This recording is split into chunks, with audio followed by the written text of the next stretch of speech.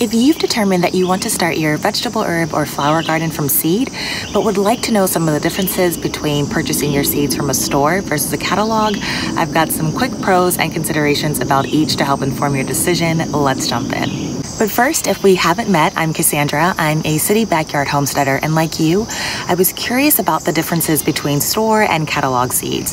If you're interested in weekly garden, kitchen, or small-scale self-sufficiency tips, please consider subscribing to my channel, and don't forget to check out the description box below for helpful links about this topic.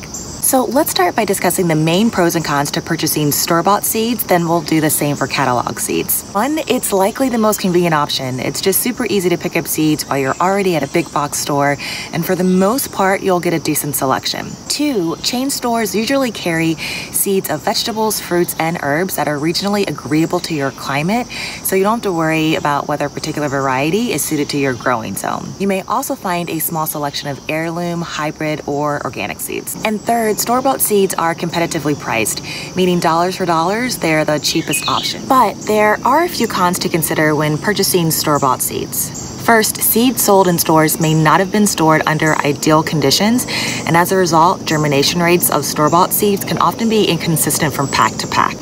Another drawback is not knowing who you're supporting with your purchase, and if having a Monsanto-free garden is important to you, you'll want to ensure that your purchases are only supporting companies that are 100% non-GMO and have signed the Safe Seed Pledge. Third, variety for sure. Box store retailers prioritize shelving space to stock only the most popular seed types, so if you're interested in rare or heirloom varieties or other special disease-resistant strains, you'll likely only find them online or in a seed catalog.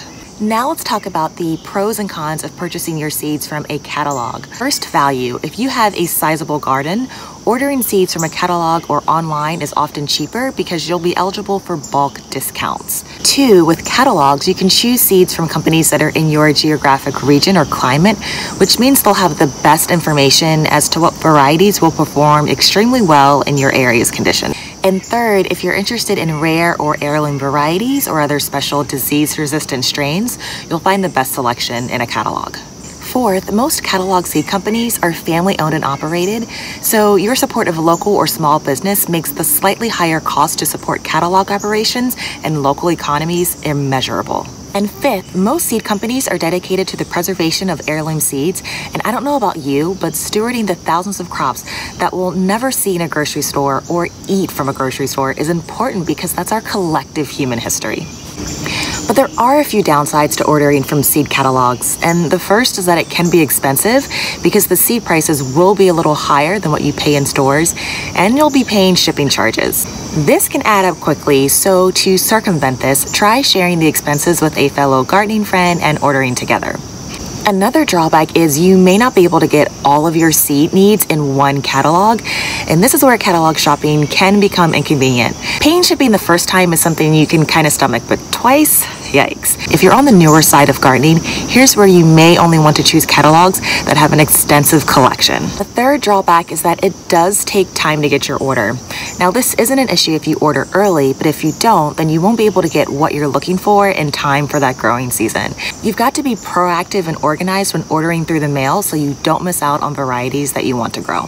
Now that you have a baseline of the pros and cons of each, also know that an important consideration to keep in mind when determining if you should purchase seeds from a store versus a catalog is to identify what stage gardener you are.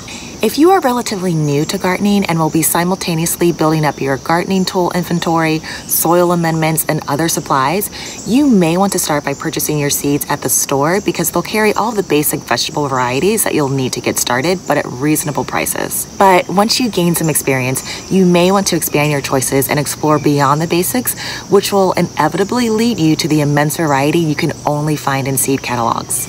To get more helpful gardening tips, please consider subscribing to this channel and giving this video a thumbs up. Also, if you'd like to add to the discussion about the pros and cons of store-bought versus catalog seeds, please comment below to share with others, and I'll see you in my kitchen or garden soon.